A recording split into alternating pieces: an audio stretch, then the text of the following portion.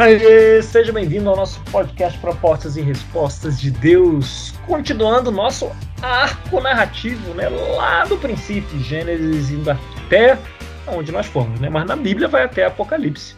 E hoje vamos falar de Juízes, os juízes que têm um ciclo.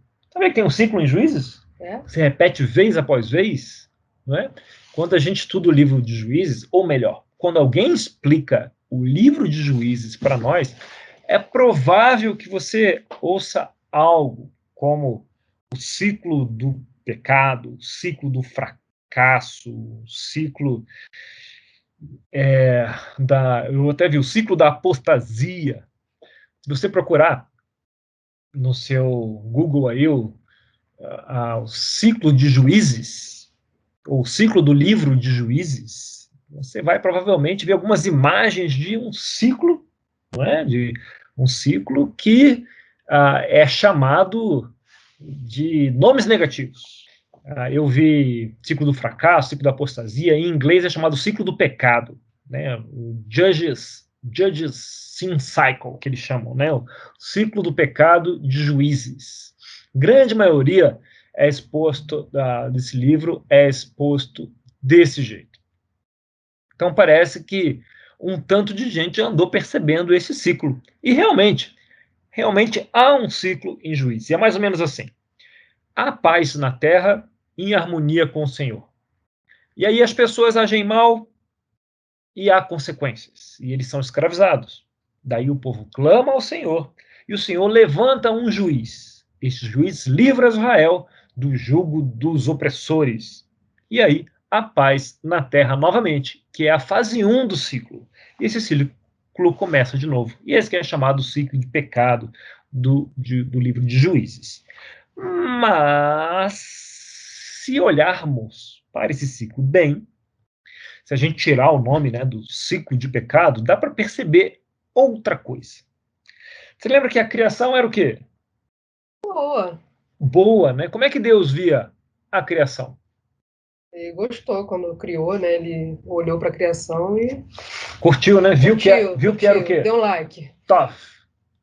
Viu que era bom. Like em hebraico é Tov. Né? Deu um tov, ele deu um tov. Muito bom, isso aí. Viu que era bom.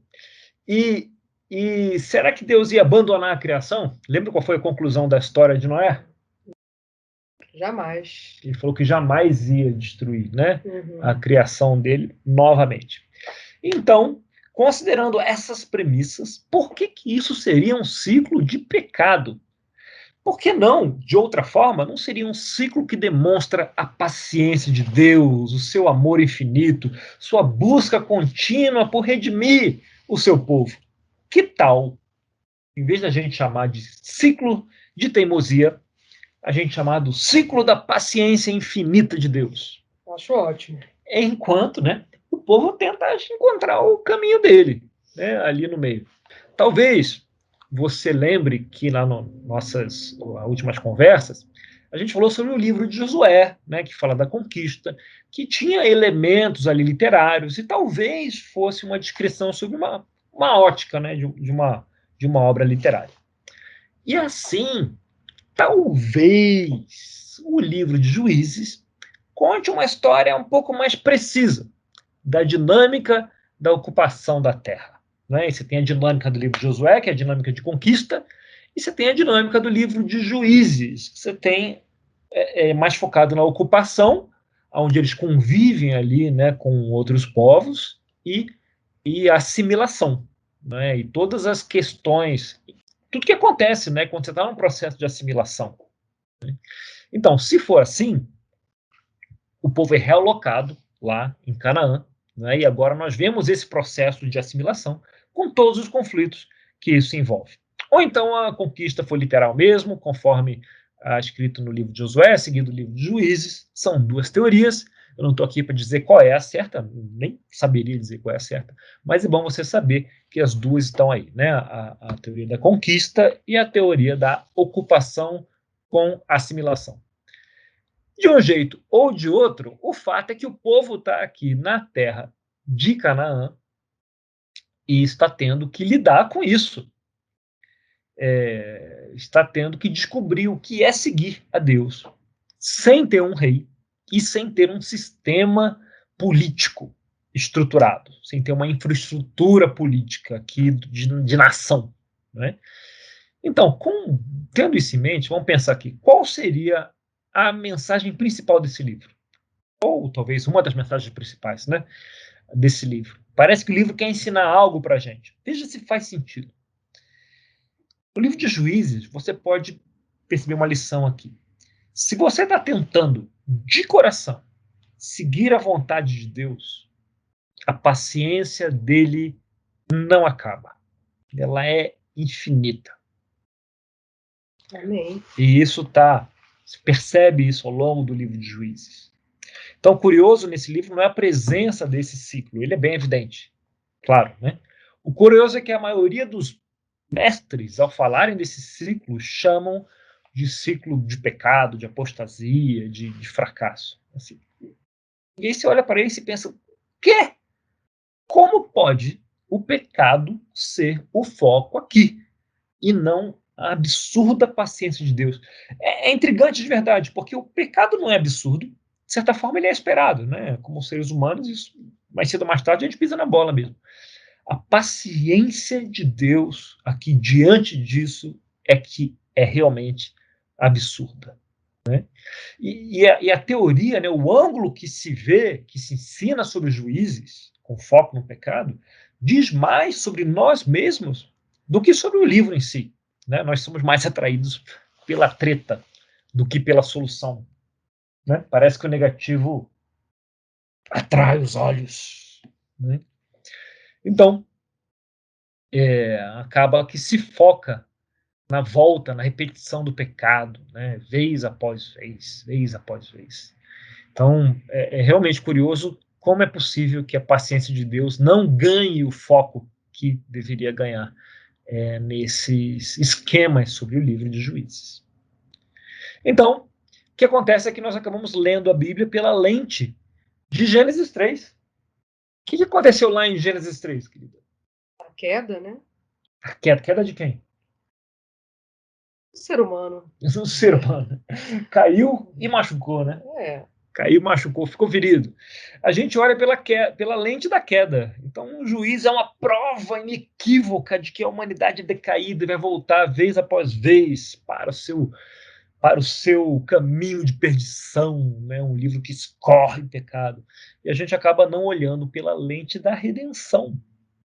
Então, a proposta aqui é, quando a gente lê Juízes, que tal trocar as lentes?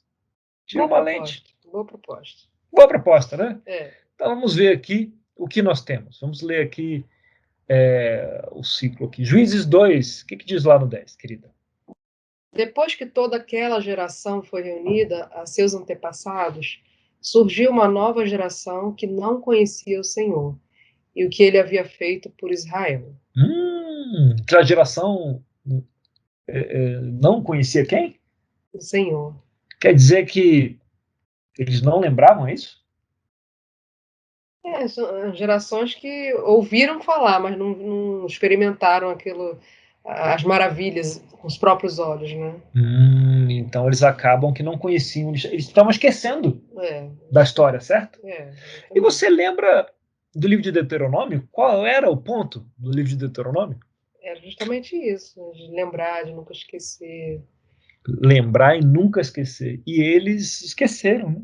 Daí nós temos o ciclo aparecendo aqui a partir do verso 11. Então os israelitas fizeram o que o Senhor reprova e prestaram culto aos Baalins. Abandonaram o Senhor, o Deus dos seus antepassados, que os havia tirado do Egito, e seguiram e adoraram vários deuses dos povos ao seu redor, provocando a ira do Senhor. Abandonaram o Senhor e prestaram culto a Baal e a Astarote. A ira do Senhor se acendeu contra Israel, e ele os entregou nas mãos dos invasores que os saquearam. Ele os entregou aos inimigos ao seu redor, aos quais já não se conseguiam resistir.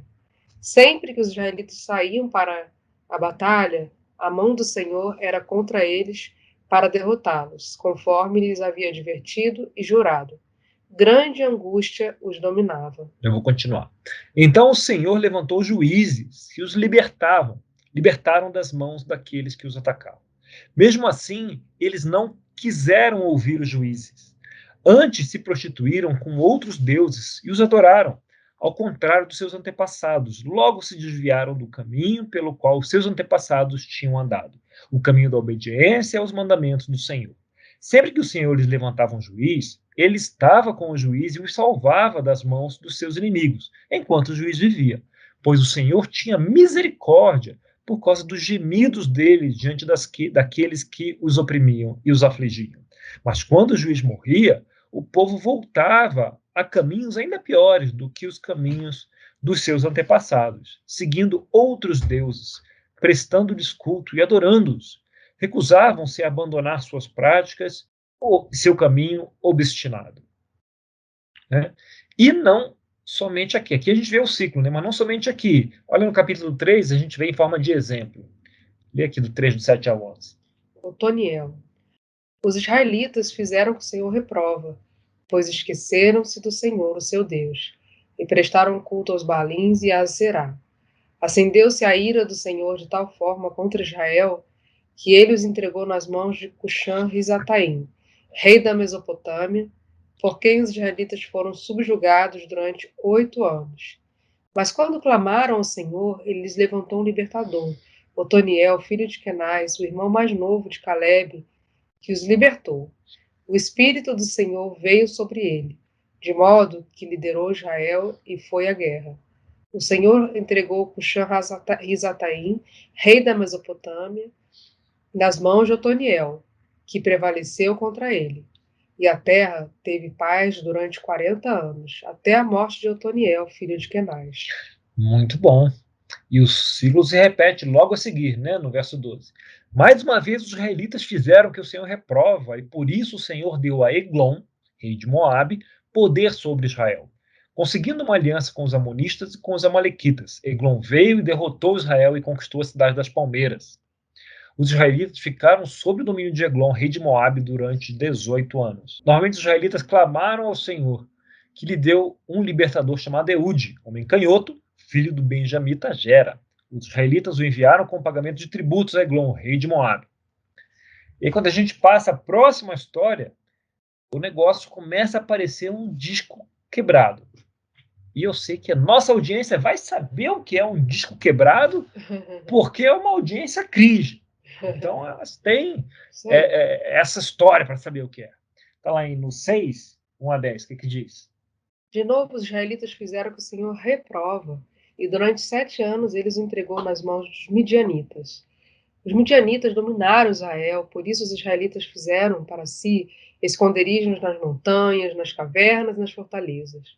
Sempre que os israelitas faziam as suas plantações, os midianitas, os amalequitas e outros povos da região a leste deles as invadiam. Acampavam na terra e destruíam as plantações ao longo de todo o caminho, até Gaza, e não deixavam nada vivo em Israel, nem ovelhas, nem gado, nem jumentos. Eles subiam trazendo seus animais e suas tendas, e vinham como enxames de gafanhotos. Era impossível contar os homens e seus camelos. Invadiam a terra para devastá-la. Por causa de Midian, Israel empobreceu tanto que os israelitas clamaram por socorro ao Senhor. Quando os israelitas clamaram ao Senhor por causa de Midian, ele lhes enviou um profeta que disse: Assim diz o Senhor, Deus de Israel: Tirei vocês do Egito, da terra da escravidão. Eu os livrei do poder do Egito e das mãos de todos os seus opressores. Expulsei-os e dei a vocês a terra deles. E também disse a vocês: Eu sou o Senhor, o seu Deus. Não adorem os deuses dos amorreus, em cuja terra vivem, mas vocês não me deram ouvidos. O ciclo está claro, né? Uhum. Vez após vez. Né? O ciclo é bem óbvio aí, não dá para criticar isso. Mas, puxa, por que a gente tem que se focar tanto nos erros e não aprender com a paciência infinita de Deus? Essa busca insistente, é a teimosia de Deus, né? É verdade. Deus é teimoso, né? Persistente, pela redenção desse povo, né? Sempre com esse amor abundante que ele tem. E veja, os caras clamaram a Deus depois de 20 anos. Eles esperaram 20 anos para lembrar. Uau. Lá e para clamar a Deus. E é isso que a gente tem que discutir, focar e aprender com essa história. Quase a idade do Vinícius, né? Você vê. Aprender a clamar. Será que ele já aprendeu? Já aprendeu, Vinícius? Estamos no caminho aí. E como o Vinícius, o livro também é cheio de histórias curiosas. E, diferentemente dele, é cheio de sabedoria. É cheio de quebra-cabeças também, né? A gente tem, por exemplo, a história de Jefté, que faz um voto bem estranho. Né? Ele prometeu, depois de uma vitória militar, né, que se ele tivesse a vitória militar, ele ia sacrificar o primeiro ser que saísse pelo portão da sua casa. Né? E a gente pensa, que promessa estúpida. É isso, que no fim sai a filha dele. Né? Mas naquele mundo, o que a gente não sabe é que na parte de baixo da casa, né, perto da porta, ficavam os animais, né? Ficava a cabra, tinha a vaquinha, né? Os animais ficavam ali, né? Uma ovelha, um cordeiro ali, que dava leite, ficavam ali perto do portão. Então, o normal era, se chegar, saía um animal ali. Provavelmente a família vivia no andar de cima. E aí, só que depois de vários meses longe, a sua filha está morrendo de saudades e sai primeiro. E na história, ele vai lá, cumpre o voto depois que ela sai para chorar com as amigas aí por 3 meses. Né? História terrível. História terrível. Mas o que a discussão que se propõe com essa história é, quando a vida te coloca em uma situação na qual você precisa escolher entre 2 mandamentos, o que você faz? Nesse caso, o mandamento era não matarás, né? Não mate, ou, melhor ainda, ame o seu próximo, versus não volte atrás num voto feito ao Senhor. 2 mandamentos muito claros, e aí? Acho que eu ia pegar no primeiro, não mate. Pois é, que lei é mais importante? Essa é a discussão que se propõe aqui com essa história. Então, tem gente estudioso aí que até encontra espaço para concluir que ele não foi até o fim e tal, mas eu não iria por esse caminho, né? A curiosidade sobre a obediência de Jefté, ou desobediência, se você olhar por um mandamento ou por outro mandamento, né? Se você observar, olha só que curioso. Os juízes bons, que fizeram um bom trabalho, lideraram o povo, eles conseguem 40 anos de descanso. Acho que Débora consegue 80 anos de descanso. Outro consegue 40 anos de descanso. No caso de Jefté, há 6 anos de descanso. Olha só. E além de Jefté, nós temos um outro juiz muito curioso, que é Shemshon. Já ouviu falar de Shemshon? Shemshon. Que é Sansão. Mas por que você falaria Sansão se pode falar Shemshon? Que é muito mais legal. Então, o livro termina com a história do levita e a concubina, que se você prestar um pouquinho de atenção, nem precisa de muita, você vai ver que é uma repetição da história de Sodoma e Gomorra, né? Quase palavra por palavra, e isso mostra também o quanto as pessoas esqueceram da história, a ponto de repetirem o que aconteceu em Sodoma e Gomorra.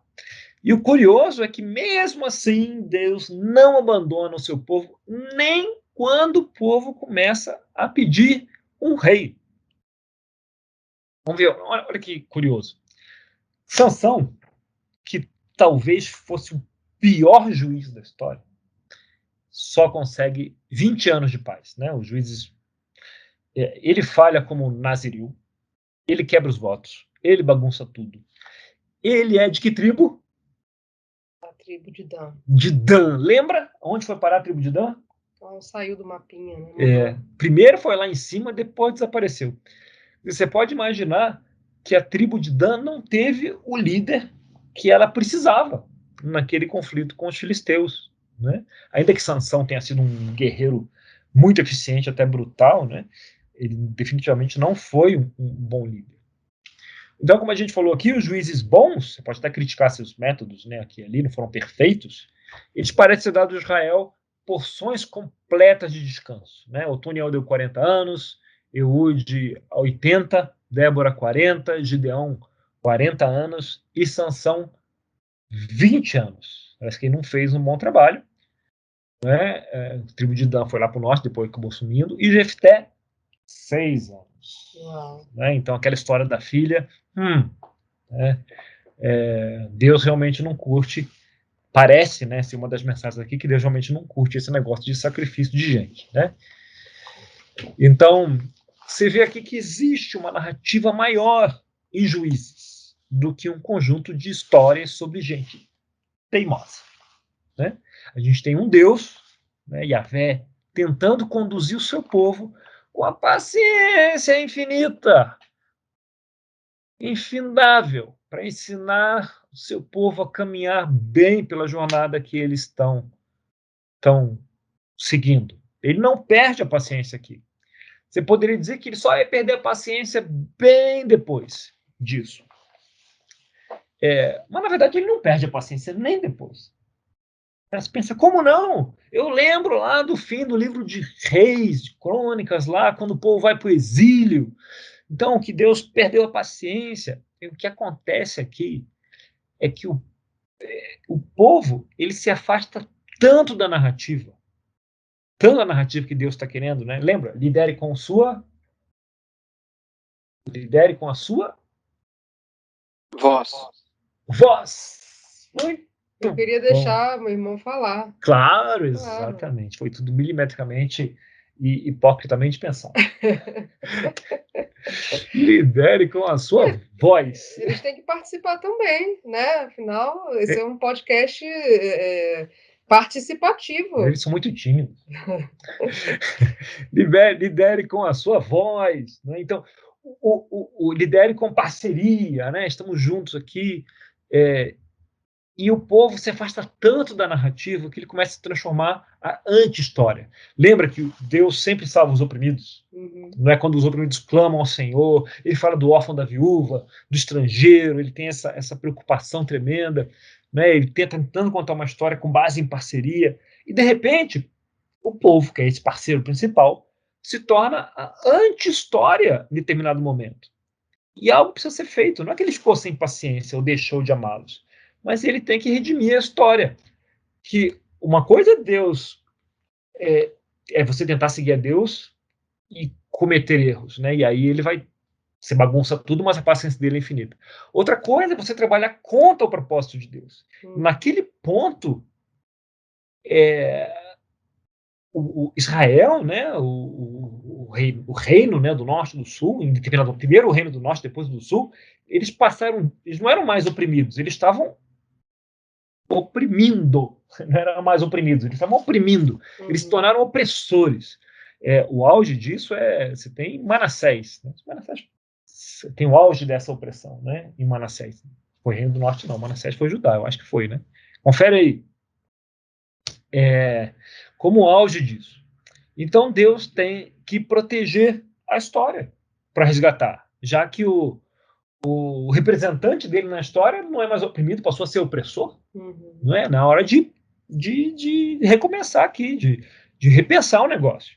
Então, eles são derrotados, levados para o exílio, né, no castigo, a meditar um pouquinho, né, no exílio, literalmente meditando, porque eles passam no exílio, eles aprendem algumas lições importantes, né, e quando você tem alguns profetas no exílio, você tem um período intertestamental. Oxi. Inter o quê? Intertestamental. Muito bom. Persevere. Quem persevera quase sempre alcança. Isso é um ditado universal. Então, eles passam esse tempo lá e vão aprender algumas lições muito valiosas, né, quando Jesus volta. Aparece, né? Mas estamos adiantando um pouquinho a nossa parada aqui. Não é? O importante aqui é o que a gente vê nesse ciclo de juízes e aprende com essa paciência de Deus. E aprende o que os bons juízes colhem, o que outros não colhem tanto. Não é? E você vê o povo aqui trabalhando para seguir a Deus e aprendendo e batendo a cabeça e Deus tendo paciência. Nosso próximo papo, a gente vai falar uma história, sabe do quê? quê? Uma história de amor. Rutinha. Rutinha vai aparecer no nosso próximo papo, uma história de amor belíssima. Então, muito obrigado aí pela sua paciência conosco hoje. Temos uma breve discussão. Se quiser ficar conosco, fique um pouquinho mais. Se não, até o próximo papo. E antes de você ir, temos uma notícia aqui importante para dar. Uma notícia importante. Que a nossa Mega Uber editora Nathalie está transformando esses podcasts aqui. Não transformando, né? Convertendo, transformando também, botando no formato YouTube. No canal Propostas e Respostas de Deus. Então, se você quer indicar para aquela pessoa que prefere o YouTube aos podcasts por alguma razão inexplicável, agora você pode indicar para ela o acesso, ela pode ter acesso a esse conteúdo. Você está doido para compartilhar, você viu o negócio, tocou seu coração. Caramba, eu preciso compartilhar esse podcast, porque eu, quando eu vi esse podcast pelas primeiras vezes, eu queria compartilhar com todo mundo. E aí a pessoa fala, não, mas eu não gosto de podcast, eu não sei ouvir, por onde que eu ouço, eu não quero aprender mais nada. Agora ela pode ouvir pelo YouTube. Se ela for uma pessoa viciada em YouTube, que só vive dentro do YouTube e não sai de lá para nada, nem para ir na padaria comprar o pãozinho, você pode agora indicar para ela o YouTube, porque nós estamos no YouTube e ela vai ter acesso a essas pérolas de sabedoria que vem lá do Bema Podcast, e aqui está modelado para cada um poder crescer no seu conhecimento das Escrituras. Amém. Até os YouTubers radicais vão poder ter acesso a isso, tá bom?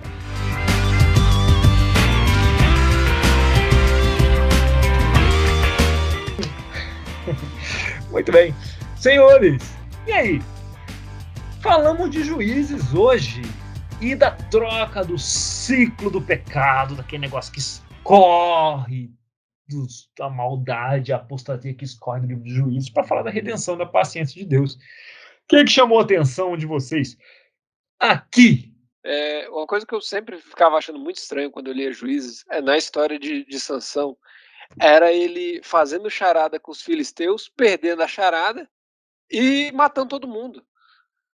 Eu sempre achei meio bizarro essa história. E quando você falou esse negócio de que ele fica, né, 20 anos, ele foi considerado o pior juiz, eu achei muito curioso. Eu não sei se ele foi considerado, porque não fizeram uma enquete no stories do Instagram na época, né, para ver o que as pessoas achavam do juizado, né, de Sansão. Mas ele, pelas decisões que ele toma, ele dá essa impressão que ele era... Se pontuar a sabedoria das decisões, pelo menos as que estão descritas no livro de Juízes, eu acho que ele ganha, viu? Eu acho que ele ganha como o pior juiz. Mas realmente ele não tinha um senso de julgamento, vamos dizer assim, para um juiz, né? Ele não tinha um bom senso de julgamento muito apropriado, considerando que ele era um juiz. E aí a conclusão, né? 20 anos de paz só, né? Não recebeu a medida completa. Aí, talvez tenha uma relação disso, né? Mas o que eu achei muito interessante, Daniel, essa perspectiva que você traz, né? Da perseverança de Deus com relação ao povo. Né? A gente sempre tem uma mania tão grande, né? De olhar para nós, centro do universo, né? O pecado dos homens, os homens estão errados, tudo está errado. E quando você traz essa perspectiva de, caramba, como Deus foi perseverante com seu povo, como Deus quis, né, manter a relação com o seu povo, né, me chamou muita atenção. E só trazendo o último versículo de Juízes, né, que fala que naquela época não havia rei em Israel, cada um fazia o que lhe parecia certo. E quando eu li isso, algum tempo atrás, eu fiquei pensando, né, como o povo perdeu uma oportunidade, né, de engrandecer o nome de Deus. Como povo, né, como sociedade. Nós tínhamos, você falou de vários povos que tinham reis, né, o próprio Egito tinha rei, e Eu fiquei pensando, imaginando, né, a estrutura de um povo de centenas de milhares de pessoas que não tinha ali uma figura reinante, sim, o próprio Deus reinando sobre o povo, né? Como seria impactante isso, né, para a nossa história como sociedade, como humanidade, né? E a gente vê que, ah, como cada um fazia o que parecia certo, né, não consegui, Deus não conseguiu, né, espalhar a sua narrativa de forma que fosse impactante, como poderia ser. Isso eu fiquei pensando quando eu li uns tempos atrás, e, vendo de novo agora, me chama também a atenção essa questão, né? Como Deus poderia ser muito exaltado pelo povo sem rei, né? E acho que a gente vai ver um pouco isso no nosso próximo papo, que em parte isso acontece, né? O povo não tinha um rei, mas se tinha muita coisa boa acontecendo, né? A sociedade estava funcionando de uma forma geral sem rei. Realmente, ao longo dos séculos, o negócio foi meio, né, dando uma degringolada, mas por um bom tempo funcionou e havia muita gente que preocupada aí com a Torá, né, em seguir a lei deixada por Moisés. Muita gente boa nessa história, né? Talvez a palavra assim que no longuíssimo prazo, a gente não está falando aqui de um tempo de vida de uma pessoa, né? A um longuíssimo prazo, realmente o negócio meio que perdeu o norte, né? Mas por um bom tempo, eu falo aqui de séculos, né? Por várias gerações, ele meio que se sustentou, né? Meio que tinha muita coisa, cada um fazia o que queria. E a gente lê isso, a gente lê de uma forma negativa. Ah, então era uma zorra. Mas não era, realmente. Tinha focos de zorra, né? Tinha focos de bagunça, de caos, né? De desordem, mas tinha focos de shalom também, né? De gente vivendo em harmonia com Deus, uns com os outros, procurando obedecer à lei, né? Deixada aí por Deus ali nos primeiros livros da Bíblia. Então, é uma declaração aberta, realmente, cada um fazia o que queria, não tinha rei. Mas isso não necessariamente é algo horrível, né? Como a gente tende. A gente adora caixinhas, né? A gente adora gaiola, isso nos traz segurança, né? Isso nos traz paz, nos traz sensação de controle, né? E a proposta de Deus sempre foi uma proposta de parceria, de harmonia e, de certa forma, de liberdade, né? Então, esse controle todo, ele tem aspectos bons, mas tem aspectos maus, e Deus, melhor do que ninguém, sabe disso, né? Principalmente quando quem está no controle se desvia, né? Aí você tem aspectos muito maus de algo organizado, assim. Naquele tempo não era longe, muito longe de ser uma democracia, né? Com pesos e contrapesos. Então hoje você pode ter um comandante com mais dificuldades, mas você tem muitos elementos da sociedade para contrabalancear. Naquela época não, né? Toda linha de comando, quando você tinha um rei, o poder era muito absoluto. Até em Israel nem era completamente assim, porque os sacerdotes tinham muita influência também. Mas até isso, com o passar do tempo, né, alguns reis conseguem bagunçar bastante essa história, né, e tentam minar esse outro lado. Começando com Jeroboão, né, vai ver mais em Juízes, quando coloca os bezerros de ouro lá para serem adorados, né, para afastar o povo do templo. Então sempre vai ter esse conflito, não é, entre os dois modelos. Não é à toa que Deus, enquanto ele pôde, ele desencorajou a adoção desse modelo com o rei, né? Mas chega um ponto que ele acaba sendo instituído de qualquer jeito. Então, a forma que a gente lê é muito menos determinística do que a gente acha que é à primeira vista, né? Pessoalmente, eu sempre vi a história de Jefté, e para mim é uma história talvez uma das mais tristes da Bíblia. Juízes, para mim, Jefté e do Levita e a concubina são as histórias mais tristes para mim, assim, top 5 da Bíblia, de histórias mais tristes. Mas pela primeira vez eu vi essa questão da paz obtida por Jefté, falando, puxa vida, a mensagem final não era que ele devia fazer isso, que ele devia cumprir o voto a todo custo. A mensagem final é que havia outros mandamentos aí a serem considerados, deveriam ter sido melhor pesados por Jefté. A proposta foi uma proposta estúpida, a promessa foi uma promessa estúpida, mas ele não precisava ter ido até o fim diante dos outros mandamentos e considerando o que aconteceu, né? A pessoa que saiu da casa dele primeiro. E o livro, as conclusões trazidas pelo livro acabam passando essa mensagem de que a ação que ele toma, né, de levar a cabo a promessa que ele faz, poderia ter sido evitada, né? Seria mais justo, talvez. Ou seria um ato mais obediente, né? Não levar a cabo o voto que ele fez, sacrificar o primeiro que saísse. Então, isso nunca havia me passado pela minha cabeça, todas as vezes que eu li o livro, né?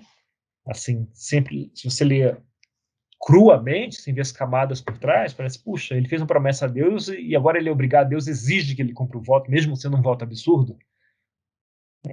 E aí, ao ler o livro de uma forma mais ampla, você vê, olha, claro que não. Não é? Claro que não, ora bolas.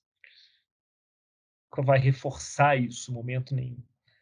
Assim, com a mensagem que ele deixou com Abraão, quando pede o sacrifício do filho Isaque, e depois dá o cordeiro, para deixar a mensagem clara para Abraão, tipo, entenda de uma vez por todas, eu nunca vou pedir sacrifício de gente para vocês. Ora bolas. Para Abraão era muito natural.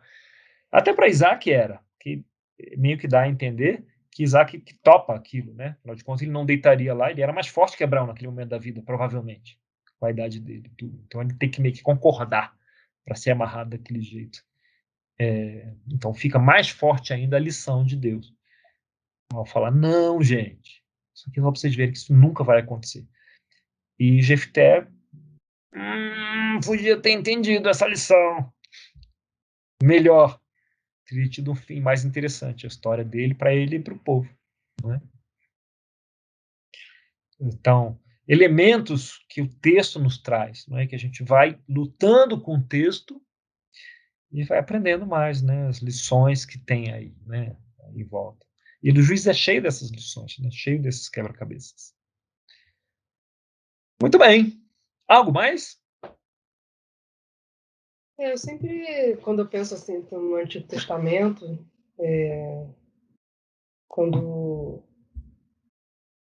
eu sempre gostei de pensar nessa paciência de Deus.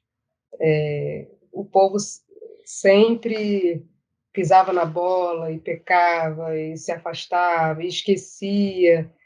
E Deus é como o história do filho pródigo, né?